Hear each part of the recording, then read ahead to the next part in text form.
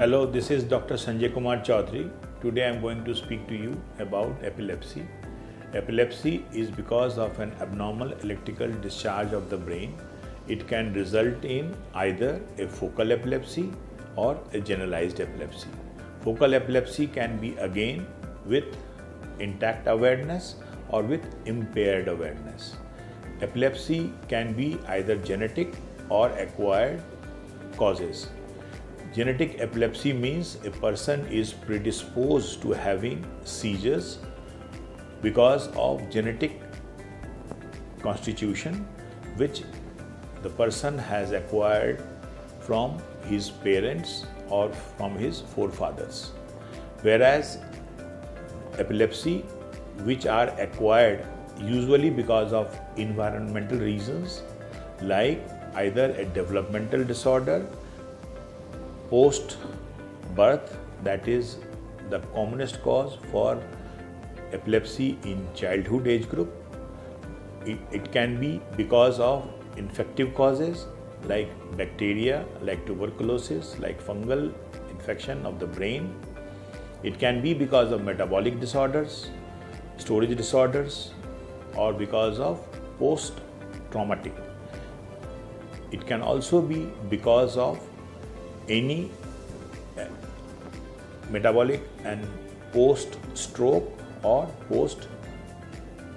intracranial space-occupying lesions like brain tumors.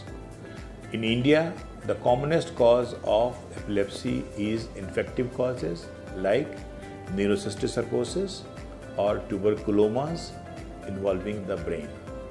Apart from the post-head injury cases of traumatic epilepsy, the common epilepsy is usually treated with medicines. We say almost 70 to 80% of all cases of epilepsy can be treated with medicines alone.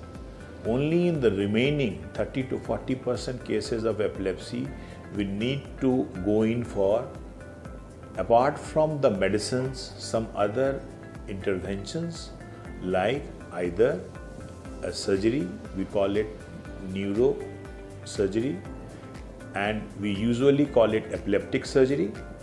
Apart from this, sometimes we also go in for interventions like vagal nerve stimulators to take care of intractable epilepsy. Epilepsy which are easily manageable are usually done with either a single or at most 2 to 3 anti-epileptic drugs.